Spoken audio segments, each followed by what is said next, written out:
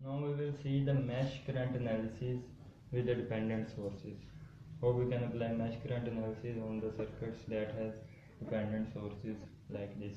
This is the current, this is a voltage controlled current source and it is dependent on this voltage across this resistance Vx.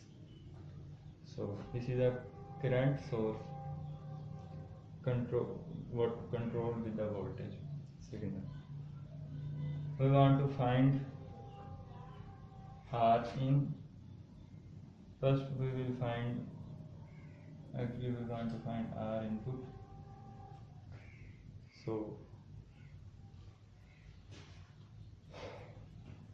to apply mesh current analysis, first we will assign currents to our meshes. Before doing that, I want to reduce our circuit. We can see this is a current source in parallel with the resistance and it can be converted into a voltage source. As we have learned earlier in the previous lectures also that in mesh current analysis we do not want a current source in our circuit. If there is a current source, we will either convert it into a voltage source or in the other case we will have to make a super mesh. But here we have a resistance in parallel with the current source, so I am going to convert it into a voltage source so that I can easily apply mesh current equation. So it will become R1, R2 and R3. R3 will be now in parallel with this voltage source and the value Vx will be V is equal to IR, I is equal to GVX multiplied by R which is equal to R3 and this is in parallel with the load resistance RL. Now there are two meshes, mesh A, we can say the current IA and this is IB. Now I will write equations for mesh A.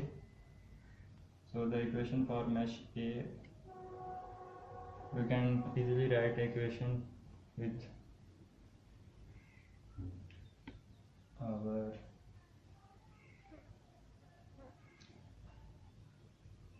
so we can directly write the equation using the concept.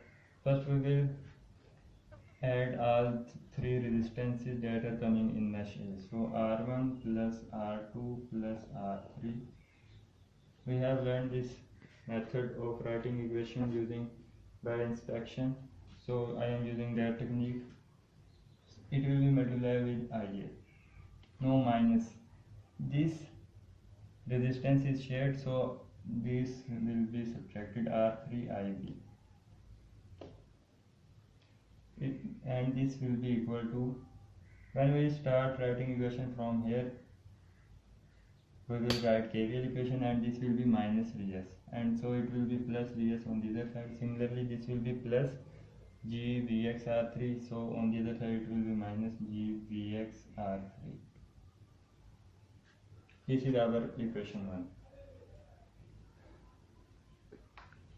So we can see this is a voltage Vx over here that is also present in this source. So we can see Vx is equal to R2 times Ia. So we can put this value of Vx over here. So R1 plus R2 plus R3 Ia minus IB R3 plus GVx is equal to R2 Ia R3 is equal to Vs. We will separate the Ia term, so Ia will be, Ia is also in this term, so R1 plus R2 plus R3 plus G R2 R3 multiplied by Ia minus R3 IB is equal to Vs. Now we will write, this is our equation number 1, we will write equation for mesh B. So R3 plus RL, R3 plus RL will be multiplied by IB.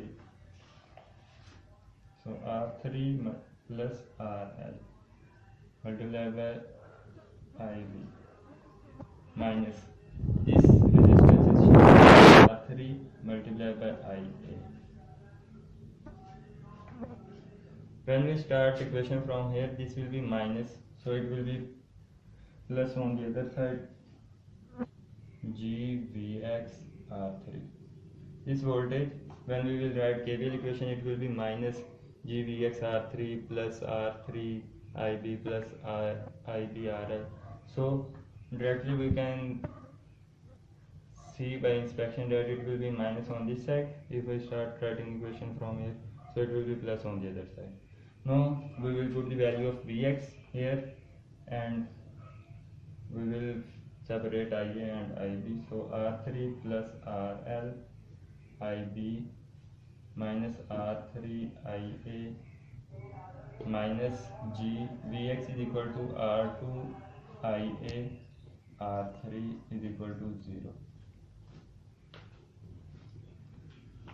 So minus R3